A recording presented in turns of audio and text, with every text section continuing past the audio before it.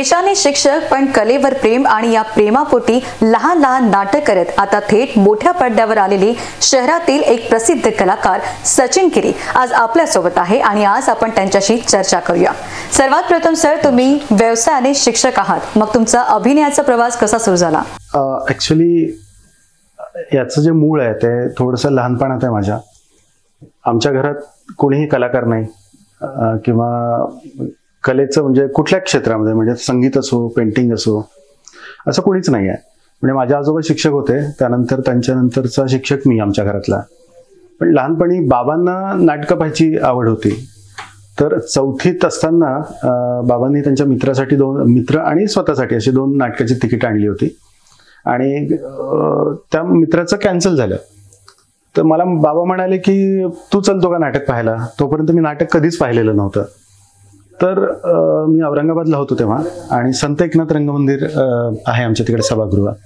तर त्या नाट्यगृहामध्ये पहिल्यांदा पाऊल ठेवल्यानंतर ती जी वाईब आली ना मला, तो मोठा मखमली पडदा, त्याच्यानंतर ते प्रेक्षक बसण्याची ती जागा, ती बाल्कनी आणि आम्ही एकदम समोरच्या सीटवर बसलेलो होतो।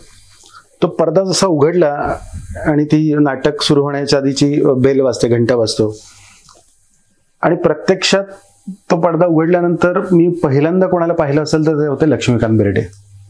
उघडले स्वर्गाचे दार हे नाटक होतं आणि प्रचंड टाळ्यांचा कडकडाट त्यांच्या एंट्रीला आणि तो कडकडाट ना कुठेतरी माझ्या कानात राहिला, मेंदूनी तो रिसीव्ह केला आणि कुठेतरी तेव्हाच ठरवलं की नाही, मला पण अशा टाळ्या मिळाल्या तर। तो बालमनाचा प्रश्न। मग पुढे पुढे शिक्षण आणि त्याच्यानंतर बाकीच्या गोष्टींमध्ये ते राहून गेलं आणि जेव्हा मी बाबांची बदली झाल्यानंतर नागपूरला आलो तोपर्यंत बऱ्यापैकी सेटल झालो होतो, मला नोकरी लागलेली होती शाळेमध्ये।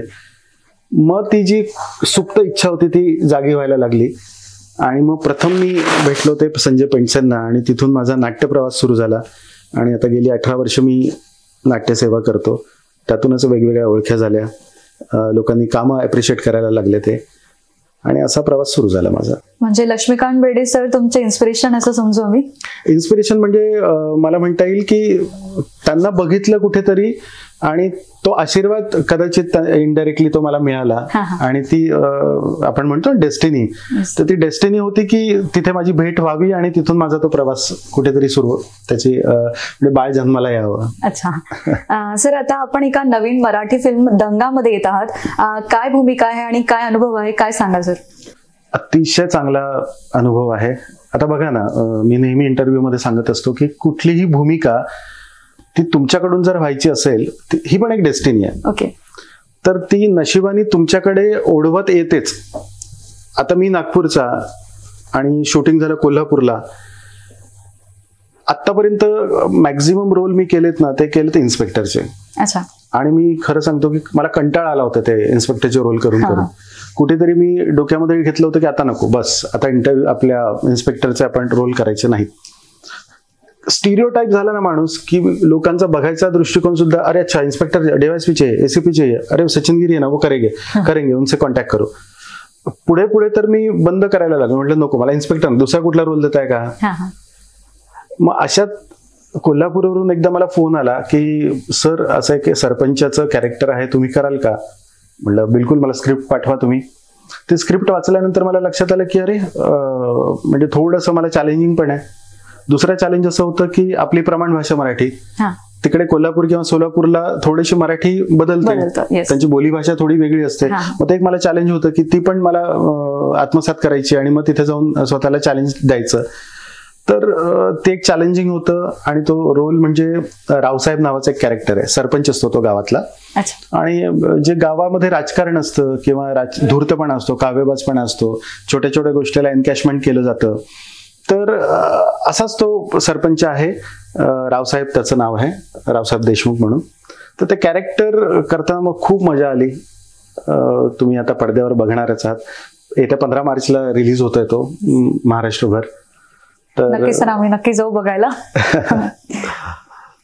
सर, तुमच्या अभिनयाच्या कारकिर्दीत तुम्ही अनेक व्यक्तिरेखा साकारल्या आहेत, मग या दंगा चित्रपटातील व्यक्तिरेख वेगळे आणि विशेष काय आहेत? मी आता सांगितलं ना की आतापर्यंत मी इन्स्पेक्टरच्या भूमिकेमध्ये हे केलेलं आहे। त्याच्यानंतर काय म्हणू आपण त्याला, अंजना नावाचा माझा एक चित्रपट होता, उषा नाडकर्णी यांच्यासोबत मला काम करायची संधी मिळाली। त्यात तो जो एक लहान मुलगा असतो त्याच्या वडिलांचं काम करायची मला त्याच्यात संधी मिळालेली होती. पण दंगामध्ये सरपंच हा जो हे जे कॅरेक्टर आहे ते थ्रू आउट आहे, म्हणजे लेंथ वाईज पण चांगलं आहे आणि त्याला लेखकांनी सुद्धा खूप चांगला न्याय दिलेला आहे. तर लेखकांनी जर एखाद्या कॅरेक्टरला न्याय दिलेला असला ना तर कॅरेक्टर करायला मजा येते. ते कारण कधी सुरुवात मध्यम शेवट हे अतिशय ओघवतं असतं, त्याला एक प्रवाह असतो, त्याला एक ग्राफ असतो आणि अशा ग्राफचं कॅरेक्टर मिळणं मला असं वाटतं की एखाद्या कलाकाराचं ते काय म्हणू आपण त्याला भाग्याचं असेल.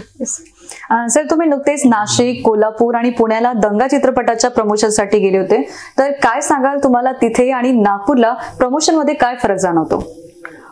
ट्रिमेंडस फरक आहे आणि खूप छान प्रश्न विचारला, मला आवडला तुम्ही हा प्रश्न विचारलात तो. मी आतापर्यंत बघितलं की जवळपास माझे 12-13 चित्रपट झाले, पण मला प्रमोशन करण्यासाठी बाहेर जाण्याची आवश्यकता पडली नाही तिकडे किंवा जाता आलं नाही, कारण ती विदर्भाचे पिक्चर होते आणि ते विदर्भाशी तेवढ्याच एका सीमित याच्यामध्ये रिलीज केले जायचे किंवा तिथे प्रमोशन केलं जायचं. पण दंग्याच्या वेळेस मी जेव्हा पुण्याला, कोल्हापूरला आणि नाशिकला गेलो तर मला लक्षात आलं की तिथे प्रचंड आकर्षण आहे लोकांना. नाटकाचं तर आहेच पण मराठी चित्रपटांचं सुद्धा आहे. आम्ही जिथे जिथे गेलो ना त्यांनी हे बघितलं नाही की अरे हे तर यांना तर आपण कधी बघितलं नाही, हे तर नवखे चेहरे दिसत आहेत. तर त्यांनी ज्या पद्धतीने, ज्या आनंदाने, उत्साहाने आम्हाला रिसीव्ह केलं ना, तर असं वाटलं की अजून 15 दिवस प्रमोशन करावं, तिथे फिरावं. पण नागपुरात किंवा विदर्भात माझ्या लक्षात आलं की इथे तुम्ही कितीही प्रमोशन केलं किंवा इथे तुम्ही प्रेक्षक का थिएटर पर्यंत येत नाही, आतापर्यंतचा मोठा प्रश्न माझ्या डोक्यात आलेला आहे. बाकी मराठी चित्रपटामध्ये किंवा हिंदी चित्रपटामध्ये काम करणारे जे कलाकार आहेत, इथे जे आर्टिस्ट आहेत, ते एखाद्या वेळेस येऊन तरी जातात, पण जो सामान्य प्रेक्षक वर्ग आहे ना, जो मराठीला हवा आहे, ज्यांनी असं वाटतं की कलाकाराचं कौतुक करावं किंवा आशीर्वादाचा हात त्यांच्या डोक्यावर ठेवावा, तर ते फिरकतच नाहीत थिएटर पर्यंत. म्हणजे एखाद्या शोला जर तुम्ही जाऊन बसलात ना तर 10 प्रेक्षक, 15 प्रेक्षक, म्हणजे शेवटी त्या सिनेमावाल्यांना म्हणावं लागतं की 20 प्रेक्षक जर आले तर मी शो सुरू करतो, नाही तर हा शो रद्द करावा लागणार आहे. इथपर्यंतच मी हे बघितलेलं आहे नागपुरात. म्हणजे त्या याच्यामध्ये आपण तिकडे जास्त वाव आहे मराठी मूवीला, पण इकडे विदर्भात मध्ये, स्पेशली नागपूरमध्ये दिसत नाही. वाव म्हटल्यापेक्षा की तिथे आकर्षण जास्त आहे. तिथे मराठी पिक्चर एका आठवड्यामध्ये 3 जरी रिलीज झाले ना तर मला असं वाटतं की ते 3ही सुद्धा बघितले जातात. म्हणजे हे बघा, कुठलाही चित्रपट वाईट किंवा चांगला नसतो, कारण त्याच्या मागे खूप मेहनत असते. आपण 2-3 तासात एखादा चित्रपट पाहून एकदम त्याला ठरवून टाकतो की अरे हा वाईट आहे, हा खूप चांगला आहे. बरोबर. आता शेवटी प्रेक्षक म्हणून तुम्ही पाहत असताना हा तुमचा हक्क आहे की तुम्हाला आवडला नाही आवडला हे प्रतिक्रिया देणं हा तुमचा हक्क आहे. पण ऍटलीस्ट तुम्ही बघा तर खरी की काय बनवलंय, हे बघायला तर पाहिजे की नाही कमीत कमी. सर, तुम्ही थिएटर आणि फिल्म मध्ये काम केलेलं आहे, तर थिएटर आणि फिल्म यात काम करण्यात काय फरक आहेत? थिएटर आणि फिल्म मध्ये म्हणजे नक्कीच फरक आहे. थिएटरमध्ये काम करत असताना तुम्हाला पहिल्या चेअरपासून शेवटच्या चेअरपर्यंत पोहोचावं लागतं. त्यामुळे तुम्हाला ऍक्टिंग करत असताना थोडंसं लावडं व्हावं लागतं. तुमचे जे हालचाली असतात किंवा आपण म्हणू त्याला अंगिक अभिनय म्हणतात त्याला, तर तुम्ही हात हलवत असताना तुम्ही कॅमेरासमोर तुम्हाला खूप जास्त हे नाही केलं तरी चालतं, पण नाटक करत असताना तुमची हालचाल किंवा तुमची ऍक्टिंग ही शेवटपर्यंत जर पोहोचायची असेल तर ती तुम्हाला थोडीशी ब्रॉड ठेवावी लागते. दुसरं असं आहे की त्याला रिटेक नाही या नाटकात. एकदा तुम्ही सीन केला किंवा पूर्ण नाटक सुरू केलं की शेवटपर्यंत तुम्हाला तिथे रिटेकला वाव नसतो. पण कॅमेरा टेक्निक्स वेगळ्या असतात. कॅमेरा टेक्निक्समध्ये तुम्हाला चीट करता येतं. तुम्हाला म्हणजे बऱ्याचशा टेक्निक्स आहेत ज्याचा वापर केला जातो. असे बरेच फरक आहेत. मग सर, तुम्ही थिएटर किंवा चित्रपट यापैकी कशात कम्फर्टेबल आहात? मी सांगितलं ना की माझा हा जो प्रवास आहे हा नाटकाने सुरू झालेला आहे, तर मला नाटकांमध्ये जास्त कम्फर्टेबल वाटतं. कारण की नाटकाची जी प्रोसेस आहे, एखादं नाटक प्रेक्षकांसमोर सादर करायचं म्हटल्यानंतर ना, आपल्या घरात जसं लग्न असतं ना, लग्नाला आपण जशी तयारी करतो आणि मग तो शेवटचा दिवस येतो आणि तो लग्नाचा दिवस असतो, तिथे जसं आईवडलं ना किंवा नातलगांना वाटत असतं की ते कुठेही किंचितही कमी राहू नये, कोणी उपाशी जाऊ नये, तसं नाटकाचं असतं. तुम्ही जी तयारी करता ना, जी प्रोसेस असते ना, ती उलट चांगली असते. त्या प्रोसेस तुम्ही एन्जॉय करता ॲज अन आर्टिस्ट.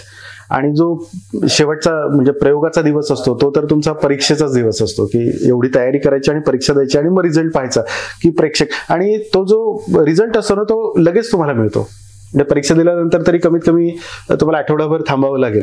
पण हे नाटक सादर झाल्यानंतर त्यांच्या ज्या हे असतात, काय म्हणून प्रतिक्रिया असतात, ह्या जास्त नॅचरल आणि त्या तितक्या क्विक असतात. असे म्हणतात की या क्षेत्रातील या क्षेत्रासाठी विदर्भात जास्त वाव नाहीये, म्हणजे स्पेशली मराठी मूवीजसाठी. तर यावर आपली काय प्रतिक्रिया सर? आता आपण आधी जे बोललो की जो बघा जिथे जसं मार्केट असतं, आता नागपूर हे आपण म्हणू की इथे सगळ्यात जास्त काय उत्पादन होतं तर संत्रा. तर संत्र्यासाठी ते आहे. तुम्ही जर मुंबईच्या शेतीमध्ये ते पेरलं तर तिथलं हवामान, तिथलं वेदर त्या संत्र्याला अनुकूल नसल्यामुळे तिथे ती झाडं जशी आपल्याकडे फ्लरिश होतात तशी होत नाहीत. तसंच शेवटी मग कला सुद्धा आहे. तर मराठी नाटक किंवा मराठी चित्रपट यांची सुरुवातच म्हणजे पहिला चित्रपट जो आहे तो नाशिकला शूट करण्यात आला. तर सुरुवात तिथून झालेली असल्यामुळे पश्चिम महाराष्ट्रामध्ये ना ती जी क्रेज आहे ते वेगळंच आहे. ते इकडे नाही अशातला भाग नाहीये. पण इथे जर त्याला पूरक वातावरण आपण दिलं तर मला असं वाटतं की ते नक्कीच फ्लरिश होईल इथे. तर आपल्यासोबत होते प्रसिद्ध कलाकार आणि अभिनेता सचिन गिरी सर, ज्यांनी शून्यातून विश्व निर्माण केलं. सर, तुम्हाला तुमच्या येणाऱ्या नवीन चित्रपटासाठी हार्दिक शुभेच्छा. आणि मित्रांनो, तुम्ही पण सचिन सरांचा हा चित्रपट नक्कीच बघा. धन्यवाद. धन्यवाद.